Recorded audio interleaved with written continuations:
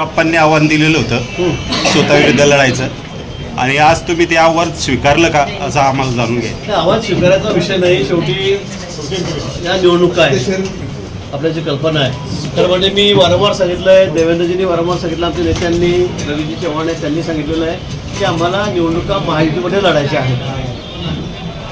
जिथे फारच काही ताणाताणी असेल किंवा जमतच नाही त्या ठिकाणी आम्ही मैत्रीपूर्ण त्या ठिकाणी निवडणुका लढू असं यापूर्वी आमच्या नेत्यांनी जाहीर केलेलं आहे.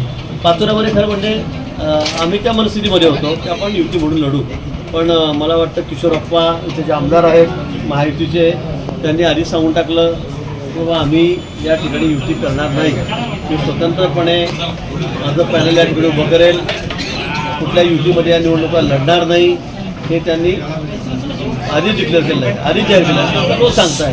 तर त्यामुळे मग आम्हाला आता लढावं लागणार भाजप म्हणून.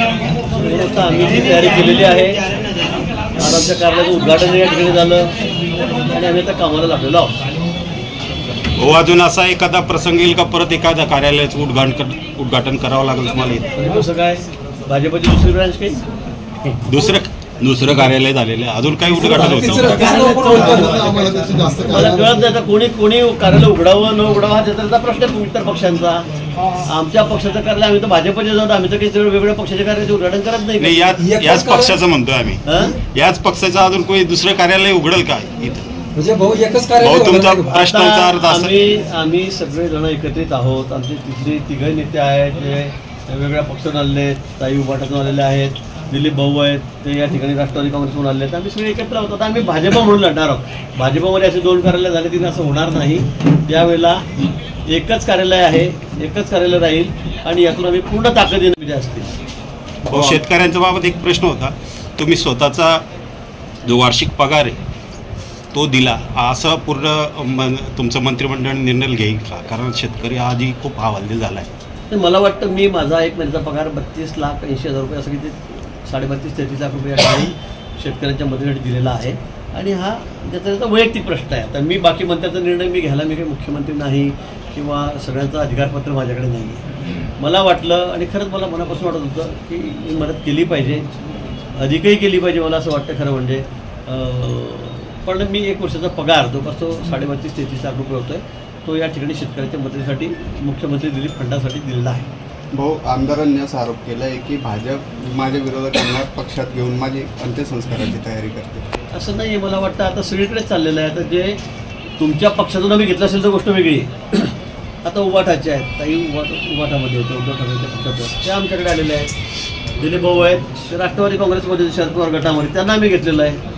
आम्ही त्यांचे लोक नाही घेतले ना, आमच्याकडे काही त्याच्या बाबतीमध्ये थोडं ठरलेलं आहे. याची आचारसंहितासुद्धा आहे की प्रवेश करताना आमचे जे मित्रपक्ष आहेत, मग अजितदादा गट असेल किंवा शिंदेसाहेबांचा गट असेल, यातून लोकांना सदस्य घ्यायचं नाही त्याचं ठरलेलं. त्यामुळे आम्ही त्यांच्या पक्षातलं कुणालाही घेतलेलं नाही की त्यांच्या पक्षातून पुढं त्यांना आमच्याकडे घेतलं.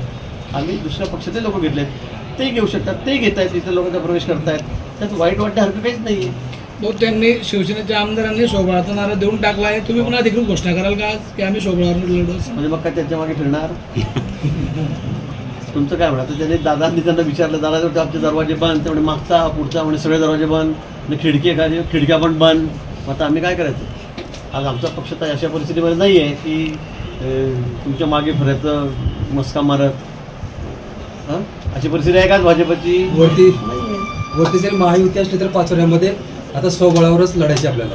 मला वाटतं पुन्हा सांगेल की आमच्या नेत्यांनी सांगितलं की आपल्याला महायुतीमध्ये लढायचं आहे, पण काही ठिकाणी टोकाची भूमिका असेल, काही ठिकाणी होईल, पण अजून काही इथेच नाही राज्यामध्ये, अजून काही ठिकाणी अशी परिस्थिती आहे किंवा जमतच नाही आहे, वेगवेगळं लढतं. मग काही ठिकाणी अपवादात्मक परिस्थितीमध्ये असा निर्णय घेतला जाईल, पण शक्यतोवर आम्हाला महायुतीमध्ये लढायचं आहे. भाऊ, अमोल शिंदेंनी असं म्हटलं की आपण दिलीप जे आहेत त्यांच्या डोक्यावर फेटा ठेवला आहे, म्हणजे नगरपालिकेची जबाबदारी त्यांच्याकडे देणार आहे, तसं एक वक्तव्य केलं आहे.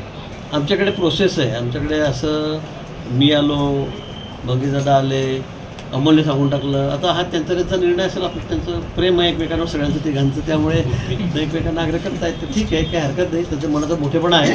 पण इथे आमच्याकडे प्रोसेस आहे, फॉर्म भरला जाईल, इंटरव्ह्यू घेतले जातील आणि त्यानंतर मग आमचं जे सिलेक्शन बोर्ड आहे ते त्यातून निर्णय घेईल.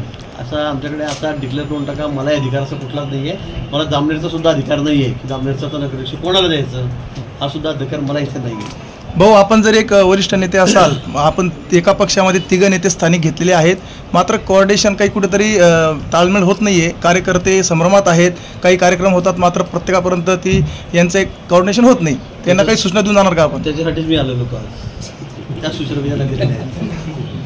कोऑर्डिनेशन करण्यासाठीच मी आलेलो होतो, म्हणजे दादा आम्ही दोघे आलेलो होतो. आणि मला वाटतं आता कुठेही प्रॉब्लेम येणार नाही, अडचण नाही आहे. आम्ही एकदम ताकदीने एक दिलाने एक पत्र या ठिकाणी निवडणूक लढू आणि जिंकूनच दाखवू. भाऊ, लोकसभा आणि विधानसभा निवडणुका पार पडल्या, स्थानिक स्वराज्य संस्थांच्या निवडणुका या कार्यकर्त्यांच्या असतात. परंतु जळगाव जिल्ह्यामध्ये आपण बघतोय की अनेक ठिकाणी मंत्री असतील, आमदार असतील, त्यांच्याच घरातले उमेदवार दिले जात आहेत, नगरपालिकेसाठी असतील किंवा जिल्हा परिषदेसाठी असतील. अजून मला वाटतं कुठेही प्रोसेस सुरू झालेली नाही. अजून आम्ही फॉर्मसुद्धा मागवले नाही, निवडणुकासुद्धा जाहीर झालेल्या नाहीत. त्याच्या आधीच तुम्ही ठरवून टाकतात की सगळे घरचे लोकांना देतात म्हणून. कुठेही नाही आहे. चर्चेला अनेक असतात, चर्चेला काय आता अजून जेव्हा अंतिम होईल त्यावेळेस निर्णय नाही. नाही, काही मंत्र्यांनी पोस्ट पण केला होता, भाऊ नंतर डिलीट केली. संजय सावकारांनी पोस्ट केली होती, ते डिलीट केली. त्यांचे नगराध्यक्ष चुकून झाले असेल, त्याला कळालं असेल.